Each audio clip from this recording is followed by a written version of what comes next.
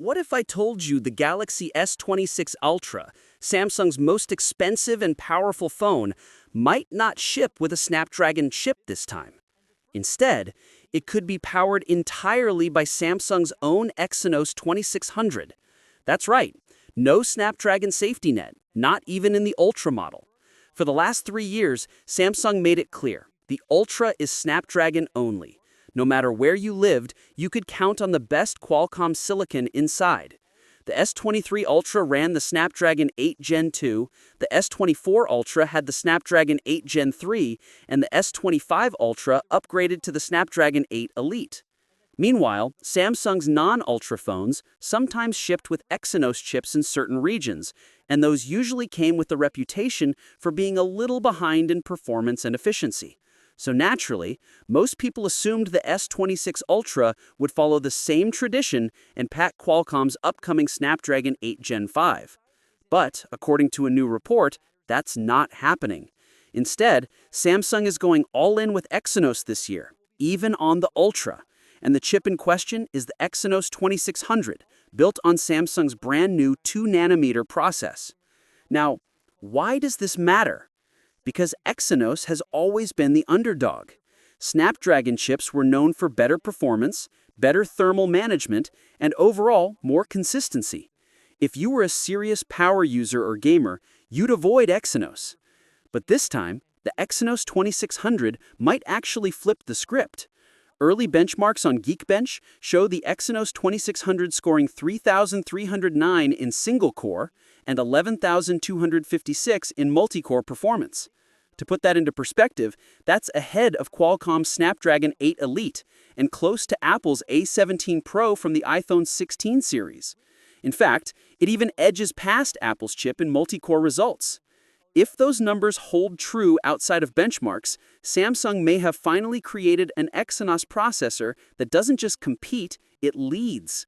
And there are more reasons to take this seriously. The Exynos 2600 will debut Samsung's new thermal system called the Heat Path Block, which is supposed to keep the chip stable and efficient even under heavy loads. Plus, Samsung is making a bold shift in graphics. Instead of sticking with AMD-based GPU designs like before, they've brought in a former Huawei GPU executive to build Samsung's first ever in-house graphics unit. Sure, the first attempt may not instantly dethrone Apple or Qualcomm in GPU performance, but it sets the stage for Samsung to control its entire chip design pipeline in the future. If Samsung can deliver a 2nm chip that really outperforms Snapdragon in both power and efficiency, it's a huge strategic win. They won't need to pay Qualcomm licensing fees for their most important phone, and it lets them control their product from top to bottom, just like Apple does with its iPhones. But here's the catch. Performance numbers are only half the story.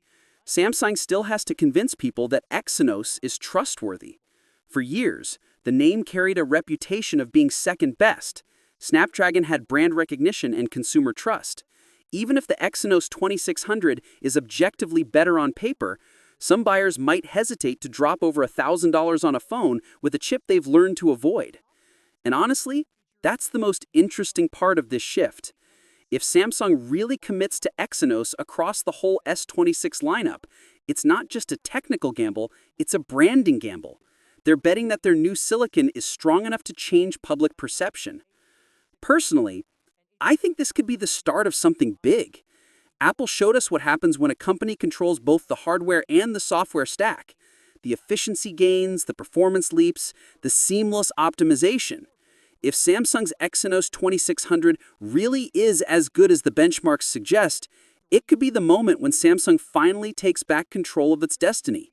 No more leaning on Qualcomm. No more Snapdragon versus Exynos debates by region.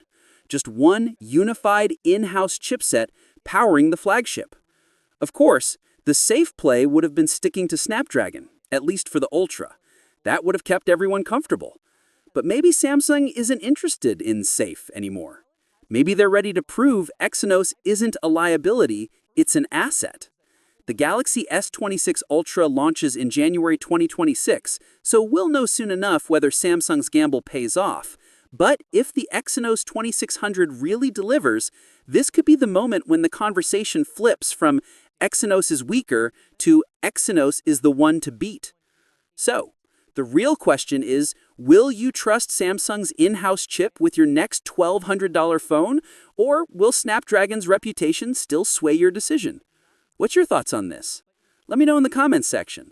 See you in the next video. Take care.